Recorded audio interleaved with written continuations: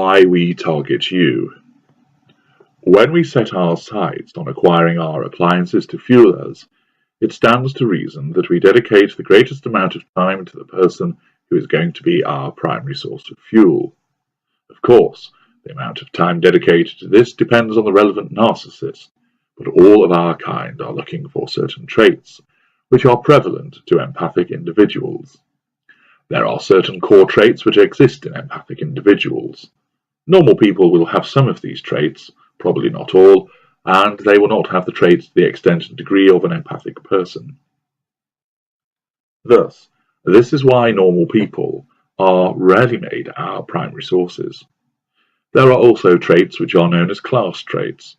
These are the traits which appeal to the relevant cadre of narcissist, be that person a victim, somatic, cerebral, or elite narcissist. The core traits are hugely important to us. Their existence provides us with the three key elements that we take from our victims. Firstly, these traits mean that the fuel provision will be high because of their connection to the emotional output from the victim. Secondly, there are certain residual benefits that come from these traits which we want.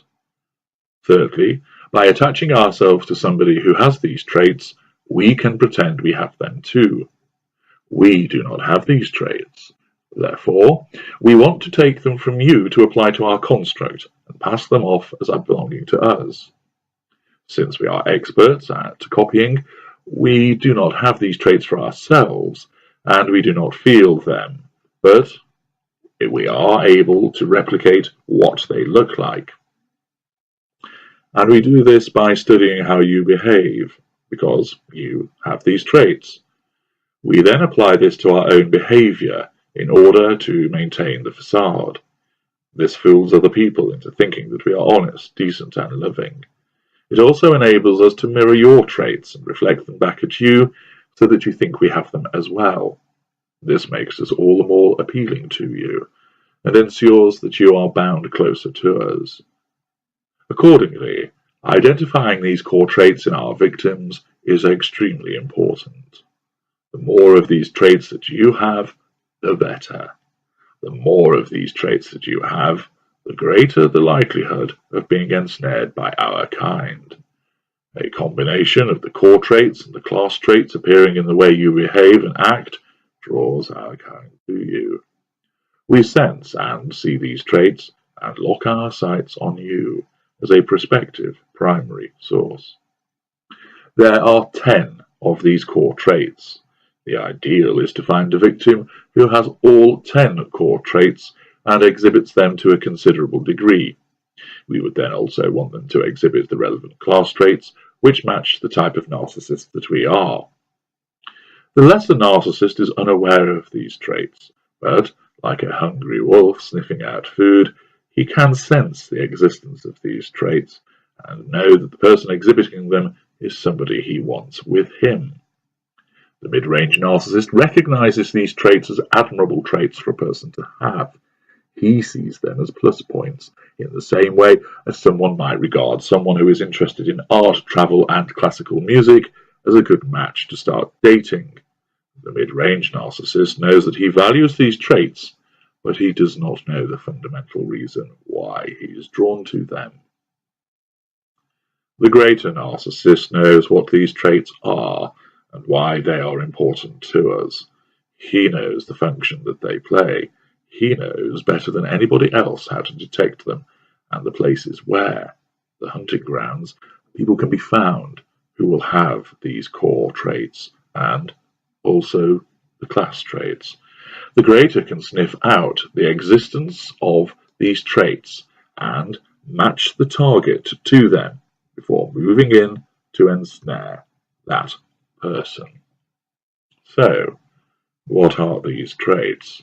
Well, here are 5 of the 10 by way of example.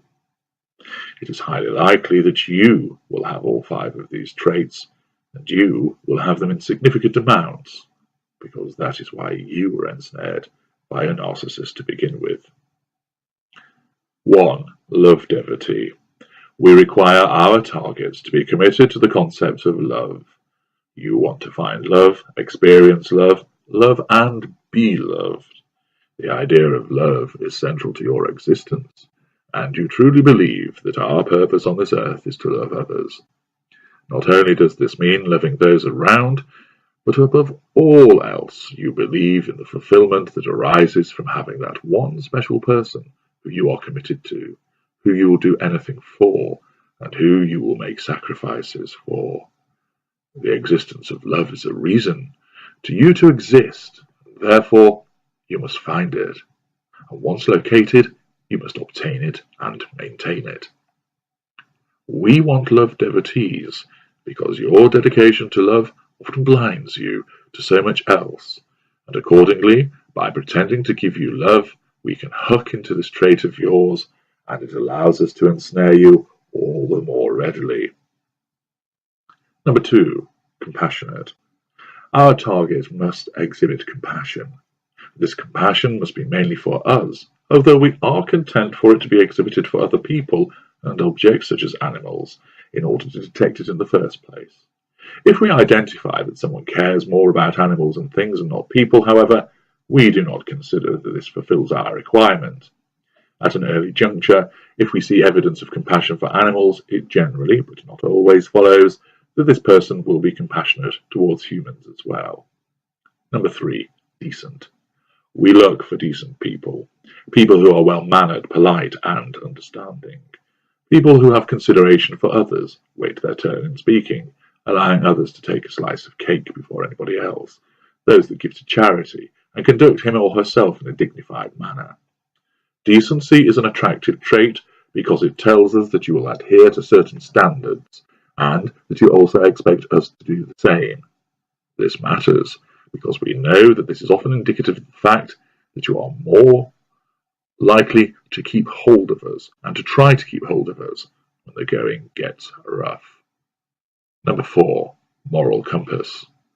We prefer a person with a strong moral compass, somebody who would hand a wallet to the police with the contents intact if they found such an item in the street, or they would alert the shop assistants if they were handed too much change. This person is monogamous and faithful and believes others should conduct themselves by a similar moral code.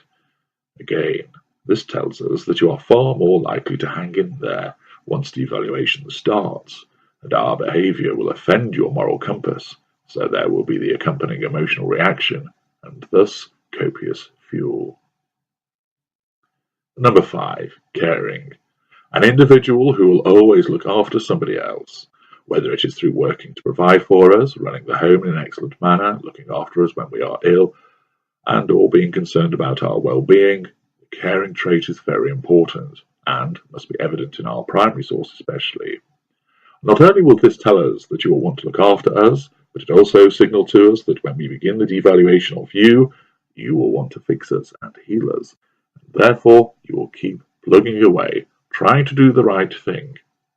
It also tells us that we can expect considerable residual benefits from you in terms of you looking after us, which accords with our view of how you should be, subservient and obedient.